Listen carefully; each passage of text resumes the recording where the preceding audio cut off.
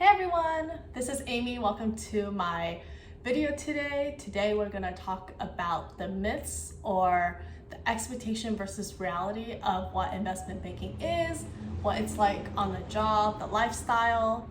And for those who don't know, I'm a first-year analyst. It's almost going to be my second year soon after the summer.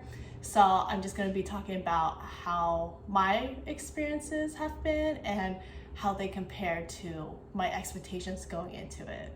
So welcome to this video. So the most common question one that we're going to talk about is it true that working in investment banking equals 70 to 80 hours per week or sometimes up to 100 hours per week? So what I will say is sadly, yes, but also it depends on a lot of things. So for example, it depends on how many projects you're on. It depends on what stages those projects are in. It depends on how do you define the working hours, because sometimes you can be seriously working nonstop throughout the whole day and you end really late, or you can technically end really late, but also you had downtime to do other things that were about work. So for example, for me right now, I do start usually on average around 8 a.m., if not earlier for other meetings. And then I end or close out my laptop at like 12 a.m. So that's 16 hours a day. And from Monday to Friday, it is 80 hours a week. And occasionally you may need to respond to emails, do some work on Saturday or Sunday. So it wraps up definitely pretty quickly. But I think, at least for me, and I think a lot of firms out there, we usually try to have protected Saturdays. So usually I'm okay for Friday nights, and usually I don't need to do too much work, if any, on Saturdays. There is occasional work on Sunday, but usually it's okay during the weekend. But obviously it depends. For example, I've worked a lot on a Saturday, depending on the project. I've seen coworkers, they've been working the full weekend because of the stage that their project is in. So all in all, the hours do get pretty bad.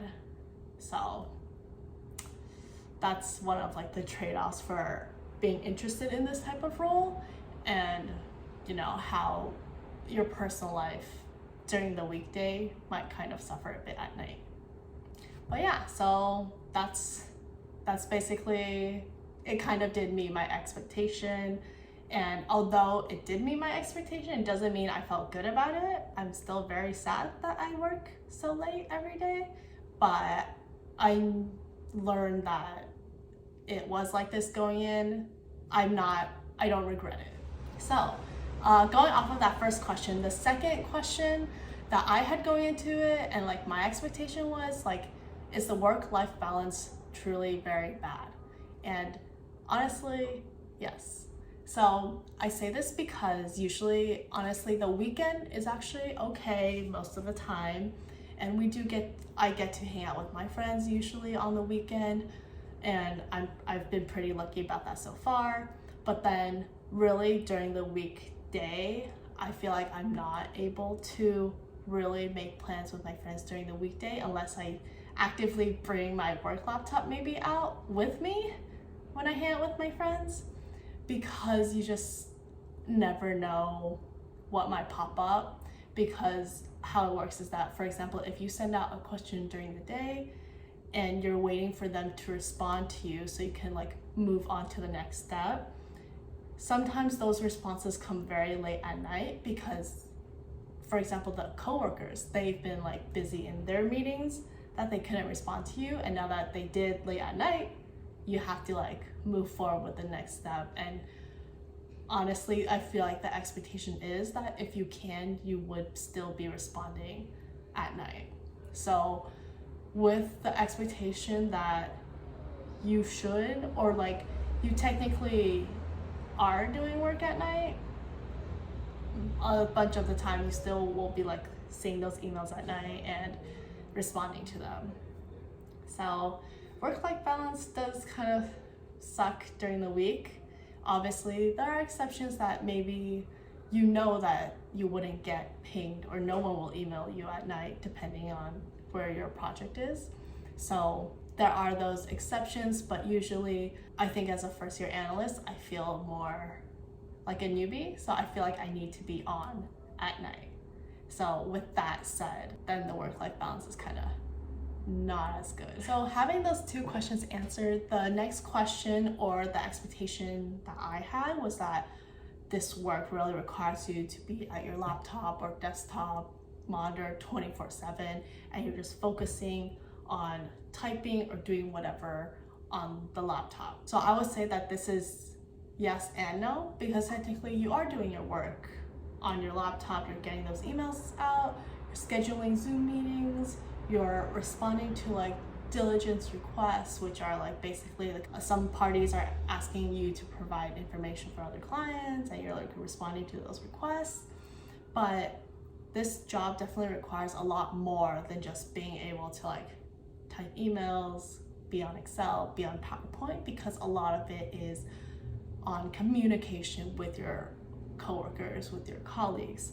So basically, I feel like I'm always texting, emailing, calling my coworkers, either because I want to make sure some things are done, or I am making sure that I'm doing the right approach. And all of this requires a lot of communication and your social skills on your side. So while you are doing work on your laptop or your desktop, you're not mindlessly just in your own world. You definitely need a lot more than just your skills on a laptop. Okay, the next question is it true that you actually do need to know all the Excel shortcuts, all the PowerPoint shortcuts, you'll be always modeling and all of that on the job? Sorry, my audio was bad for this question, but essentially that was my expectation coming in. I was like, oh my gosh, do I need to know how to model at the beginning of this job and all of that? But no, they don't expect you, or likely expect you to know how to model, because every firm, for example, I expect they have their own set of best practices to model, and it takes time to learn all of that. So even if as a first year, if you are tasked with needing to model something out, there are definitely other people more senior than you that would help you and guide you along the way. So you definitely need to know, or you don't need to know these shortcuts beforehand, I would say, but it's definitely useful to know that there are these shortcuts. And I did make a video on some Excel and PowerPoint shortcuts that I think I've been using daily that are super useful, that I would recommend people who are interested in checking them out to like go like tap on whichever video I'm gonna like link here. And honestly, I think sometimes I work so much in Excel. Partly the reason is because my laptop either dies or the desktop monitor can't handle such a big and large file.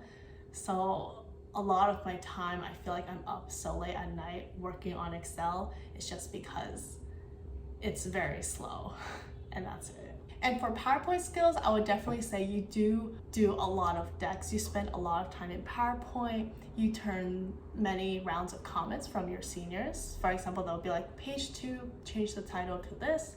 Page 6, change the text. Page 12, can you like make this chart either bigger, or like can you make this chart about blah blah blah. So definitely, once again, shortcuts are definitely useful. Check out my video for a glimpse of what shortcuts I always use. And then yeah, you do use a lot of Excel and PowerPoint for this question. So the last expectation I'm going to talk about in this video is more on diversity. So is it true that, for example, finance, not just investment banking, is a white male dominated world? And for me and my personal experience, I would say yeah. Sadly, yes. So I definitely feel like there's not enough representation of girls, of like people of color, of all of that in this industry as a whole.